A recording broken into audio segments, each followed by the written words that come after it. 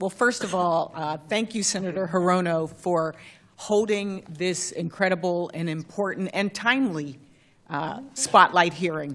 The whole point to me is to shine a spotlight on what is really happening. I think it is really important to highlight, thank you also to your members, the educators, the ones that are around the room. One of the things that you shared with us, Randy, earlier this year is that we need to make sure that you know that we are fighting for you, that we are here for you. And that is because on the back of your shirt it says protect our kids, yes. Because ultimately that's what it's about. I want to start off by asking a question really of you, Dr. Rodriguez. You know, to me, we started our hearing yesterday. We had, in the Help Committee, we had a subcommittee hearing on education. And it was held on K-12 education. And for me, it was really important to push back on our Republican colleagues and the efforts to privatize rather than prioritize our students' future. I'm going to say that again. Prioritize versus privatize our students' future. And from this administration's illegal withholding of billions of dollars in funds meant to support student success, to attempts to dismantle the only federal agency that is focused on education, to students' civil rights, to attacking student achievement. There is a lot to talk about today in this hearing, and I want to thank each and every one of the panelists for the fight that you have, and I also want to thank you for thinking about what the future looks like, because it isn't just about this fight today, it's about what the future looks like as well. So I want to start with you, Dr. Rodriguez, and making sure that our education system works for students with disabilities is one of my top priorities, and you've spent your career fighting for just that. Can you share with us why a robust public school system is so critical for students with disabilities and how recent attacks and actions by the Trump administration will hurt students? Absolutely. So I think it's important to reiterate for the public and for our audience that 90% or more of students in this country attend public schools, the preponderance of which are students with disabilities in those public schools. I want to mention also that private schools in particular do not have an obligation, nor do they pretend to protect the civil rights of students with disabilities. So for that reason, the preponderance of students with disabilities are in public education. When we think about supporting students with disabilities, we think about the types of educator preparedness that we need in the school system, not simply for special education preparedness, but the type of coordinated effort that is required between general and special educators. Our organization, of course, represents the largest constituency of students with disabilities, those with learning disabilities, of whom 80% of their time is spent in the general education classroom. So if we're not investing not only in teacher preparedness through IDEA Part D, if we're not investing in that through ESSA, and if we're not thinking about how we support them in service, we're not going to be able to actually improve any educational outcomes for those students.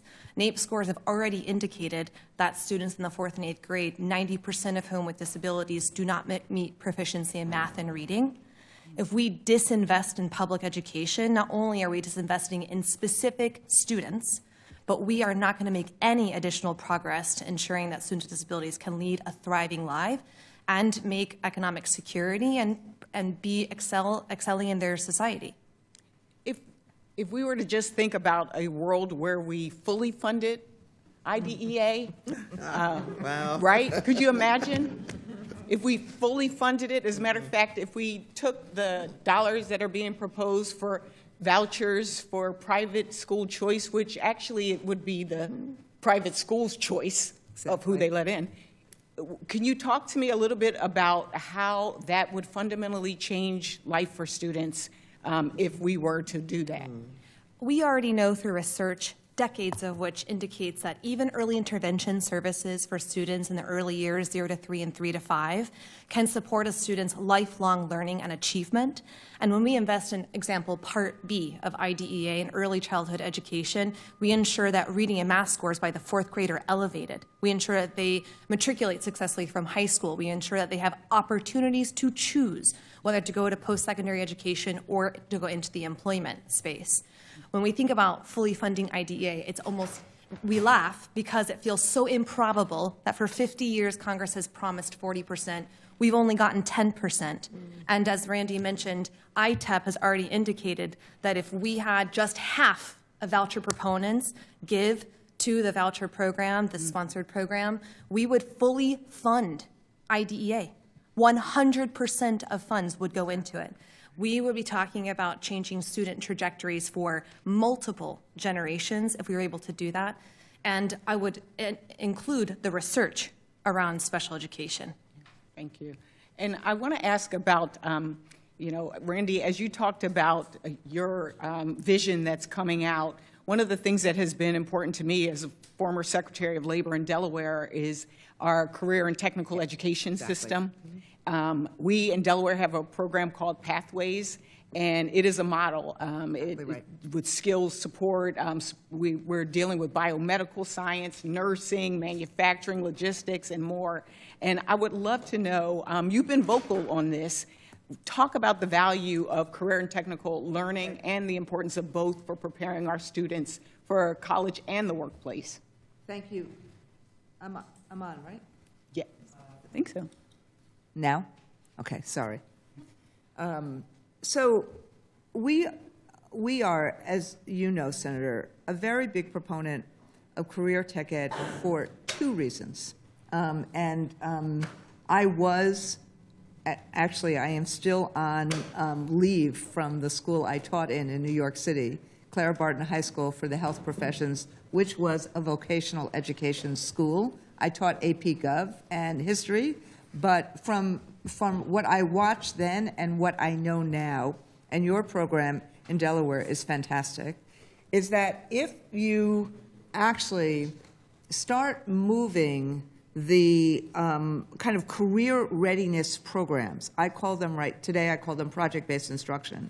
If you actually move them to high school, what happens, and even to junior high school, but definitely to high school, you start creating many more choices for students. So I come to this issue less from the workplace issue, but less from the labor issue than from the student issue. Because what happens for students is that career tech ed is one of the most amazing, remarkable models for helping kids be really involved in education, learn resilience, learn the whole panoply of relational skills, from communication to comprehension, to working together with partners, to learning empathy, and to learning, most importantly, critical thinking and problem-solving skills. And also for those students who need to catch up in terms of literacy or numeracy, to do the kind of high-quality career tech ed that you do in Delaware, you need to learn that too.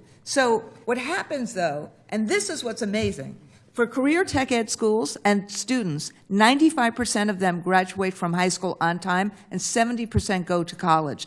And what they also do, when we have the apprenticeship programs and the programs for the workforce, what they also do is we actually become that incredible partner with community schools and with employers to be doing what the public should be doing, which is that kind of training for the first job. So it is a win-win-win situation for kids. It is not an either-or between college and vocation or career tech ed. It is a both-and.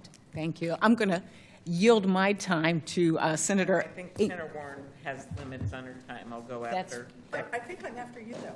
I know. I was just trying to be nice. No, you are. This is obviously the nicest panel ever. I was trying to yield to Okay. Well, we understand how to take. okay, very good. So, Senator Klobuchar. by the way,